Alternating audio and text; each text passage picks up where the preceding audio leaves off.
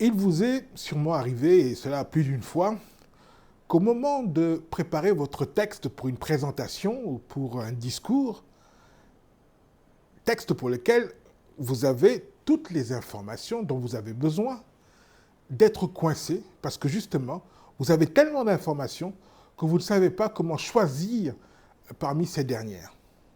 Si c'est le cas, je vais vous donner les 4 qualités incontournables que l'on doit retrouver dans votre message.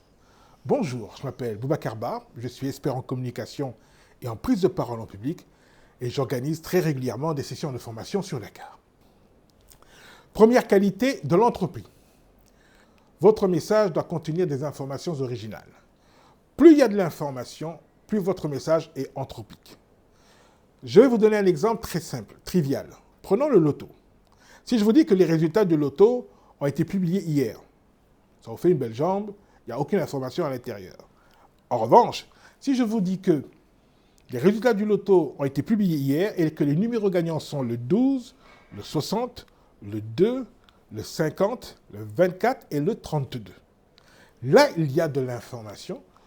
Vous savez, si vous avez joué, est-ce que les numéros que vous avez joués sont sortis. Deuxième qualité, c'est que vos informations doivent être originales, certes, mais elles doivent être lisibles. Elles doivent être organisées. Elles doivent être référencées selon la culture de votre auditoire. Prenons l'exemple des chiffres du loto. Si je vous dis que les chiffres du loto qui ont été publiés sont le 12, le 60, le 2, le 50, le 24 et le 32.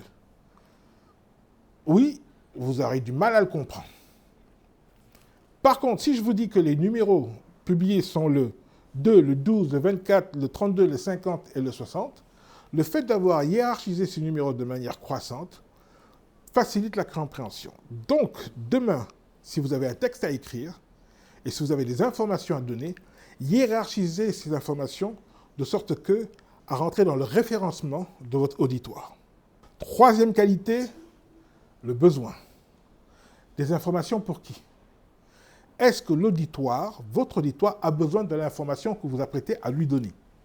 Si je reprends l'exemple que j'ai donné dans ce module de formation, si je vous donne les résultats du loto, ça vous intéresse à partir du moment où vous avez effectivement joué au loto. Si vous n'avez pas joué au loto, ces informations-là ne vous intéressent pas. Donc ce n'est pas parce que vous avez un paquet d'informations disponibles à mettre dans votre discours qu'il est bon de tout dire. Vous devez sélectionner un ensemble d'informations que vous considérez comme pertinents par rapport au thème que vous devez prononcer, mais aussi par rapport à votre auditoire.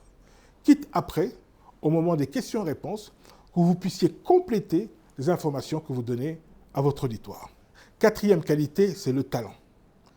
Toutes ces informations originales, hiérarchisées, ne passeront pas si vous, en tant qu'émetteur, vous ne vous arrangez pas pour que votre auditoire puisse vous entendre, vous écouter et vous comprendre.